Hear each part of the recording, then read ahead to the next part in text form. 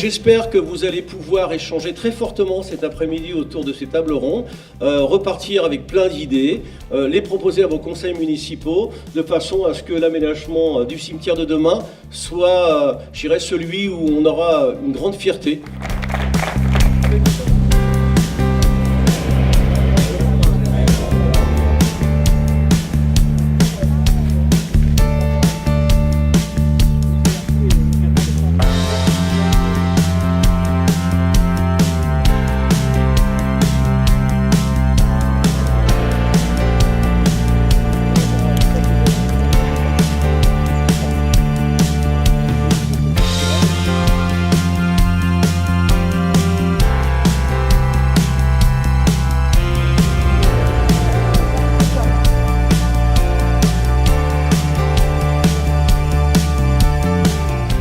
La partie visite de ce matin, je dirais, mettait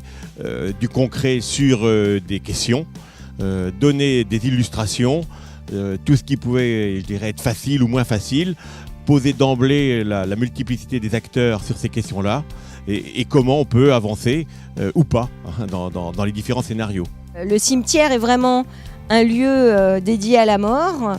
au recueillement, et là ce qu'on souhaite, c'est grâce au passage au zéro pesticide, c'est comment réintroduire la faune et la flore dans un milieu qui est extrêmement urbanisé, puisque quand vous avez que des tombes, ça devient quelque chose de très urbain.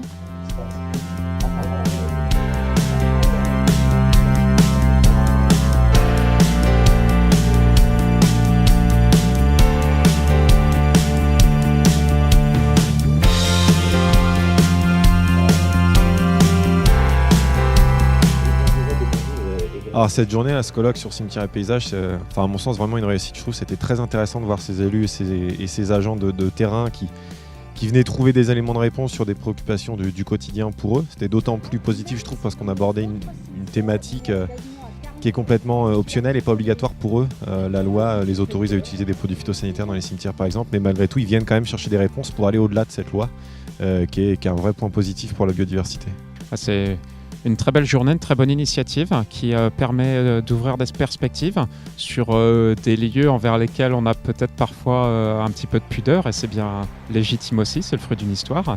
mais ça permet d'ouvrir des perspectives urbaines sur des lieux qui sont peut-être aujourd'hui trop clos. Le questionnement des personnes qui étaient issues de la Manche et du Calvados me semblait être les mêmes que ceux qu'on a eu à Versailles au moment du changement. C'est comment y arriver, est-ce que ça va être bien perçu par la population, quels sont un petit peu les outils politiques aussi pour arriver à ce changement de cadre de vie